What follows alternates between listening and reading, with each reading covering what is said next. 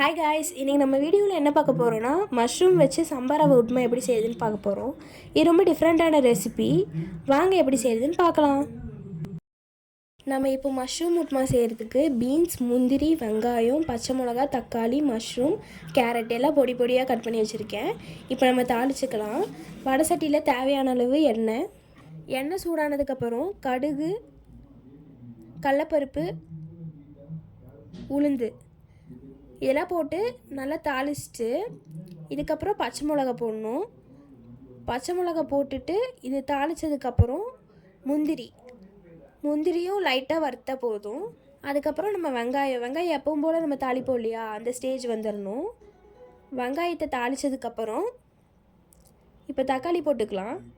தக்காளி சும்மா 2 வதக்கினா போதும். வதக்கினதுக்கப்புறம் நம்ம கட் பண்ணி வச்சுருந்தோம் இல்லையா மஷ்ரூம், அது அப்புறம் கேரட், பீன்ஸ் இதெல்லாம் ஆட் பண்ணிக்கலாம். ஆட் பண்ணி நல்லா வதக்கணும்.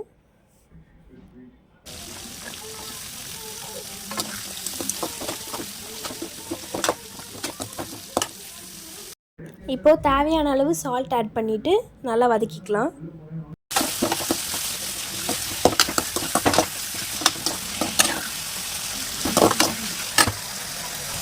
இப்போது நீங்கள் உப்புமா செய்கிறதுக்கு ஒரு அளவில் தண்ணி ஊற்றுவீங்க இல்லையா, அந்த அளவில் தண்ணி ஊற்றிக்கோங்க.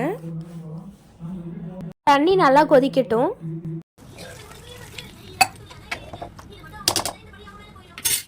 தண்ணி கொதிச்சிருச்சு. இப்போ நம்ம தேவையான அளவு சம்பார் ரவை போட்டுக்கலாம். ரவை போடும்போது கலக்கி விட்டுக்கிட்டே போடுங்க, இல்லைன்னா அது அங்கங்கே கட்டி கட்டியாக நிற்கும்.